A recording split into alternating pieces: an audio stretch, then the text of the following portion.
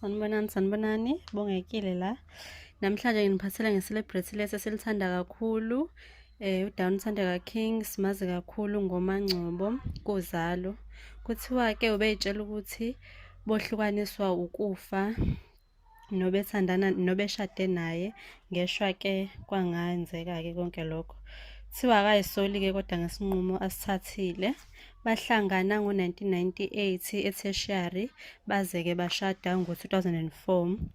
Kuthiwa-ke for 2 years bahlale ngokuhlukana, then baze decide ukuyiqeda ngosemthethweni izinto phakathi noJune.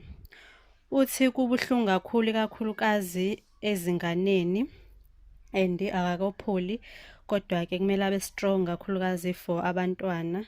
Uthi beku-3 years back la aqala khona ukubona ukuthi umshado wakhe uyabhidlika.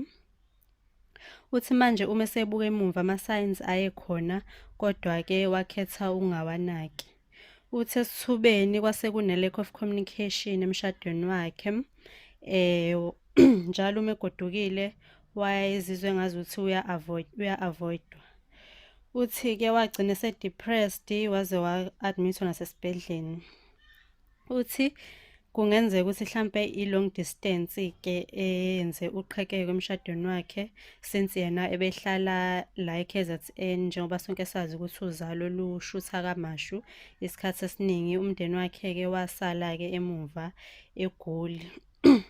Siyakhumbula ukuthi enyakeni odlule wake wa-accuse-wa nokujola nomunye wayedlala naye kuZalo, kodwa-ke wayiphika zonke lezo yinsolo, wathi yonke into i-right emshadweni wakhe, kusahamba kahle. Wazama-ke konke-ke okusemandleni ukuseva umshado wakhe, kodwa-ke ayikho into eyasebenza.